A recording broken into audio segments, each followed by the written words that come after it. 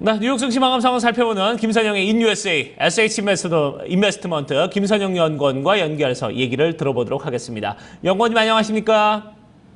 네, 안녕하십니까. 김선영입니다. 네, 자 지난 주말 뉴욕 증시 좀 혼조세로 마감이 됐습니다. 기업들의 실적 발표 그리고 업종의 약세 이런 부분이 좀 엇갈리는 모습을 보여줬다고요? 예, 그렇습니다. 지난 금요일 뉴욕 증시는 주식별로 등락이 엇갈린 혼조 양상을 보였습니다. 예상을 크게 넘어선 분기 실적을 발표한 세계 최대 인터넷 검색업체 구글이 12% 이상 급등한 데 따라 기술주 중심의 나스닥 지수가 사상 최고치에 올라섰는데요. 구글은 지난 분기 예상을 29센트 웃돈 주당 6달러 99센트의 순이익과 177억 달러의 매출을 기록했다고 밝혔습니다.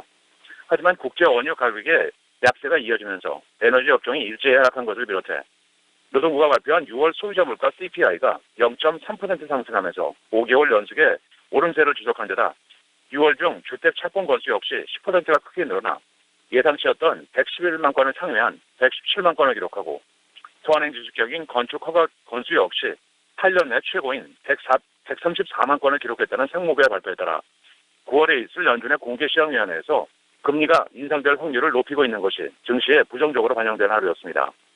업종별로는 인터넷과 운송, 항공사, 자동차, 그리고 전일 중국 증시의 3.5% 급등에 힘입어 중국 관련 업체들의 주가가 상승했던 반면 에너지를 비롯해 지방은행, 소매, 제조업, 카지노, 주택건설, 기초 원자재 업종이 일제히 하락했으며 10년 만기 국채금리는 전일보다 소폭 하락한 2.349%의 거래를 마감했습니다. 네, 자 이렇게 증시 마감 상황 살펴봤고요. 자 이제 이슈와 특징 종목들도 좀 살펴보도록 하겠습니다. 중국이 금보유량을 발표를 했습니다. 글쎄요, 시장의 예상의 한 절반치밖에 못 미치는 그런 모습이라고요. 예, 그렇습니다. 중국 인민은행은 지난 6월 말 기준으로 중국의 금보유량이 1,658톤이라고 밝혀 지난 2009년 4월 금보유량을 처음 공개한 이후 당시 1,054톤 대비 60%가 증가한 것으로 나타났습니다.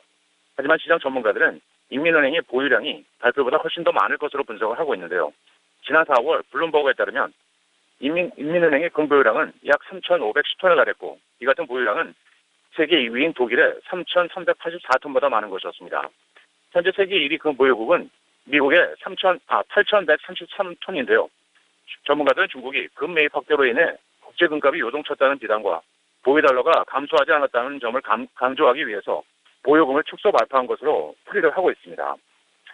그냥 금요일 주요 종목들입니다. 증권사 비오그레인 메릴린치가 투자행위를 매수에서 중립으로 낮춘 데 따라 미국 최대 전자제품 판매업체 베스트바이가 6%의 급락세를 보였습니다. 지방은행인 선트러스트뱅크는 예상에 부합한 실적에도 불구하고 이자 마진이 예상보다 부진했다는 분석에 1.5% 하락하면서 동종업체들이 일제히 끌어내렸습니다.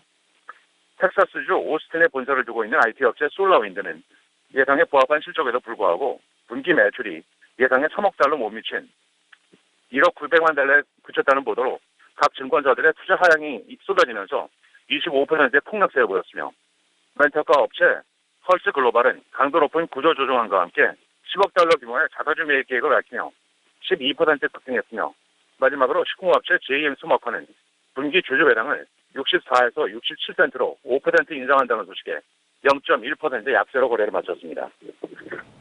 네, 자 이렇게 기업들 좀 마감 소식도 좀 살펴봤고요. 자 그럼 이번 주 일정들도 좀 체크를 해보도록 하겠습니다. 경제 지표 발표 일정들 그리고 기업 실적 발표 일정들 좀 체크를 해주시죠. 예, 먼저 경제 지표들을 보겠습니다. 7월 22일 주간 모기지 신청 건수와 6월의 기존 주택 판매, 주간 원유 재고가 발표됩니다. 23일엔 주간 실업상 청구 건수, 6월의 경기 선행지수, 24일엔 상무부의 6월 신규주택 판매가 예정돼 있습니다. 실적 발표 기업을 보면 7월 20일 찰메인푸드, 할리버튼, IBM, 7월 21일 베이커 휴즈, 노바티스, 로키드 마틴, 버라이존, 야후, 고프로, 마이크로소프트, 애플, 7월 22일엔 코카콜라, 보잉, EMC, 아메리칸 익스프레스, 퀄컴, 샌디스크, 23일엔 3M, 브리스톨 마이어스, AT&T, 비자, 스타벅스, 맥도날드, 마지막으로 7월 24일엔 바이오젠, 사이먼 프로퍼티스, 제록스, 무디스, 아메리칸 에어라인, 그리고 VF 코퍼레이션이 각각 실적을 발표할 예정입니다. 네, 알겠습니다. 이번 주에도 이 일정들 발표될 때마다 좀 빠른 소식 부탁을 드리겠습니다. 오늘 좋은 말씀 고맙습니다. 네, 고맙습니다. 네. 자, 이렇게 미국 현지 연결해서 저희가 김선영 연구원과 뉴욕 증시 마감 상황 살펴봤습니다. 자, 그러면 지수별로 좀 흐름도 좀 살펴보도록 하겠습니다. 엇갈리는 모습을 보여줬던 이 지수별 흐름 어떻게 마감이 됐는지 자세히 알아보도록 하고요. 또 증시에 영향을 미쳤던 외신 소식도 함께 체크를 해보도록 하겠습니다. 시황센터로 넘어갑니다. 어이제 앵커 그리고 우성무 기자 두 분 전해주시죠.